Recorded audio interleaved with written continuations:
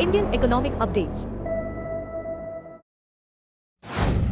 The country has achieved record speed and scale in the development of physical and social infrastructure, leading to greater ease of living and ease of doing business. Chhattisgarh has also greatly benefited from this progress. There are houses for the poor, schools, roads, railways, electricity, and gas pipelines. All these projects are aimed at improving the lives of the citizens of Chhattisgarh. The foundation stones for 10 projects worth approximately 7,700 crore rupees. Under the Pradhan Mantri Awas Yojana, rural, more than 24 lakh houses have been sanctioned in Chhattisgarh, of which 16.5 lakh houses have already been completed, presenting house keys to 3.5 lakh beneficiaries as part of the Griha Pravesh ceremony and releasing installments for another 3 lakh beneficiaries. Among the inaugurated projects is the road section from Madangamuda Devbhog to Odisha, which will enhance trade connectivity between Chhattisgarh and Odisha. Several other welfare projects are also being inaugurated, including the Eastern Region-Western Region Interregional Interconnection Line, which will link Jaipur in Odisha with Jagdalpur in Chhattisgarh. This will help in the transmission of solar and thermal power. Under the Deen Dayal Antyodaya Yojana National Rural Livelihood Mission, women of rural self-help groups, SHGs, are being supported through the SVEP initiative to establish non-agricultural enterprises with financial assistance, training, and exposure visits. At the new Paul Depot in Raipur, 2 ethanol tanks with a total capacity of 5,000 kiloliters are being installed. This will reduce dependence on fossil fuels and decrease carbon emissions by approximately 12,000 metric tons. The 489-kilometer Mumbai-Nagpur Jharsuguda gas pipeline section passing through Chhattisgarh and Odisha will supply natural gas to 38 lakh households, 1,044 CNG stations, city gas distribution networks, power plants, and fertilizer units. Foundation stones are also being laid for new projects, including the 4-lane section of the Raipur-Dhanbad Economic Corridor from Pathragaon to the Chhattisgarh-Jharkhand border via Kunukuri. Once completed, it will improve connectivity between Pathragaon, Kansabel, Kunukuri, Duldula, and Jashpur. The Narayanpur, Kasturita, Kutul, Neelangur, Maharashtra road projects will provide better connectivity to remote villages of Narayanpur districts such as Narayanpur, Kasturi, Meetha, and Kutul. These national highway projects will improve access to Chhattisgarh's mines, expand markets for local produce, boost pilgrimage and tourism, and generate new employment opportunities for the youth. Chhattisgarh's double-engine government is rapidly advancing toward transforming the state into a new emerging economic hub of central India through multiple projects focused on ease of living and ease of doing business. The Ministry of Defence has cleared acquisition proposals worth approximately 79,000 crore rupees, marking one of India's most significant moves towards self-reliance in defence production under the Atmanirbhar Bharat initiative.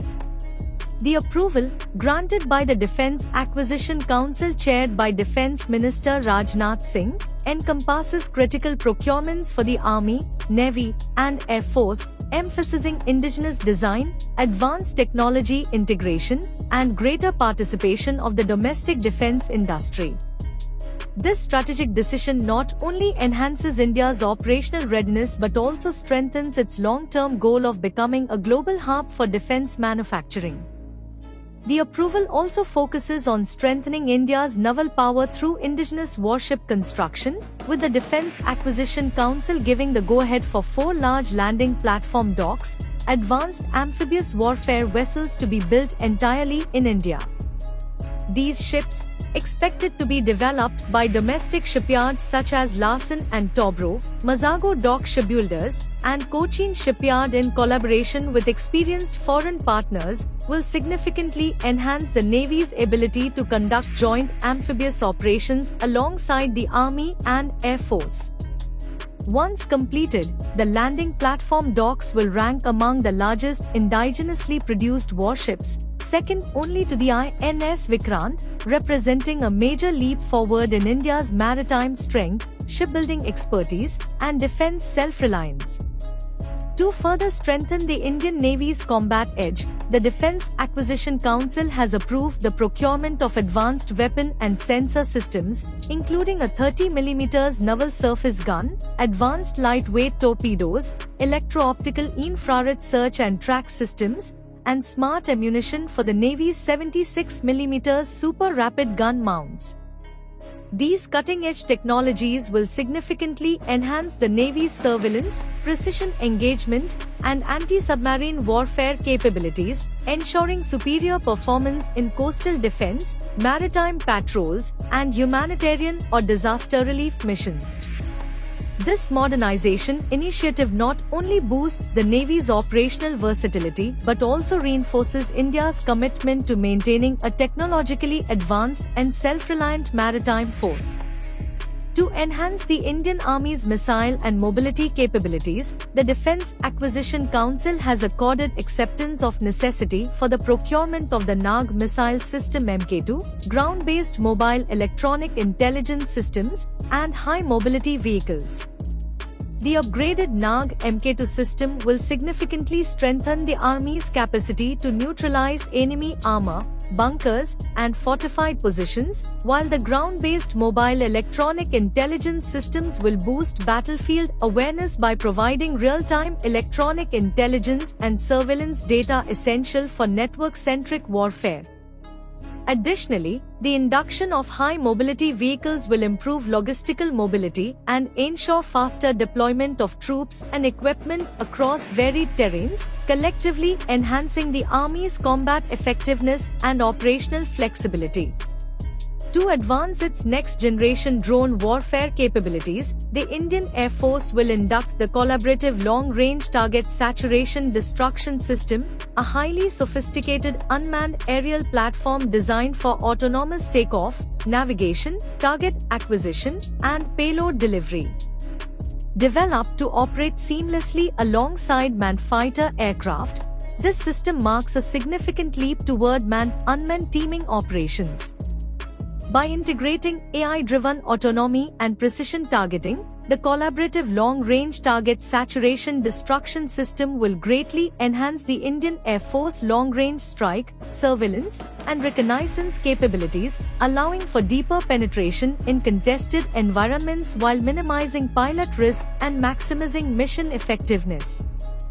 As part of broader defense reforms to empower private participation, the Ministry of Defense has rolled out a revamped defense procurement manual to streamline acquisitions and modernize procurement. The revised framework simplifies procedures, reduces penalties for delays, and promotes transparency while creating a level playing field for public and private players. These reforms aim to accelerate project execution, attract investment, and strengthen India's defense industrial base, reinforcing the nation's goal of self-reliance and global competitiveness in defense manufacturing. Furthering strategic capability and technological independence, the new procurements will bolster India's readiness for amphibious, electronic, and long-range operations through a strong focus on indigenous production and industry collaboration. By integrating domestic expertise across shipyards, defense firms, and research institutions, the initiative is set to drive innovation, create jobs, and expand export potential. Representing a major leap toward a future-ready military, the 79,000 crore program marks India's rise as a defense manufacturing hub, with key investments in warships, missiles, drones, torpedoes, and electronic warfare systems, affirming the government's commitment to modernization, national security, and self-reliant defense innovation. Science is once again moving toward a new era. In this direction, research, development, and innovation (RDI) is an important step. With the help of patient capital, the private sector, especially in deep tech and sunrise sectors, will receive a boost for R&D. Patient capital will not only help the private sector take greater risks but also promote innovation, global competitiveness, and strengthen the innovation infrastructure. This, in turn, will help develop a strong research culture within the industry.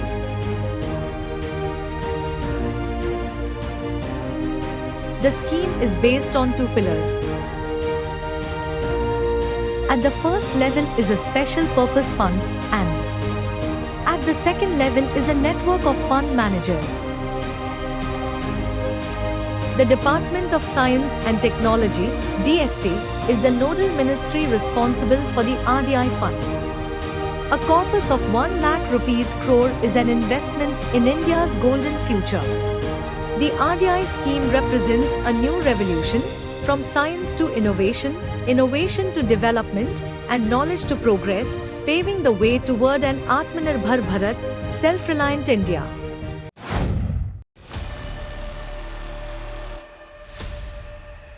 India's coastline and strategic location make it central to global maritime trade. Handling over 90% of our cargo volume, the sector is a cornerstone of economic growth. Guided by Maritime India Vision 2013 and Amrit Kal Vision 2047, a maritime renaissance is underway to make India a major shipbuilding nation. Government of India has launched a shipbuilding reform package of about 70,000 crore rupees.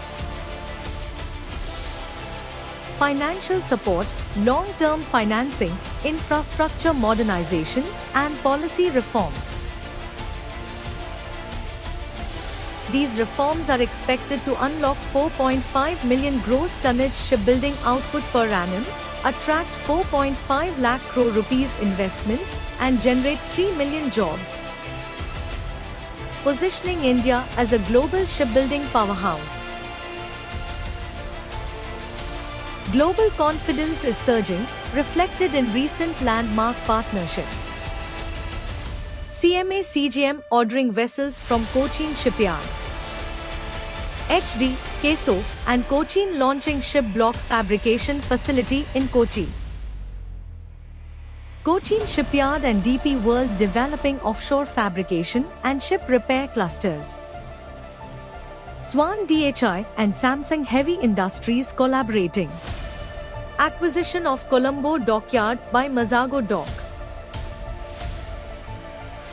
Shipping Corporation of India, expansion of fleet to 216 vessels by 2047. Launch of Own Bharat container shipping line with 51 container vessels. Oil and gas vessel orders worth 47,800 crore rupees. Green Tug Program, acquisition of 100 eco-friendly tugs worth 12,000 crore rupees by 2040.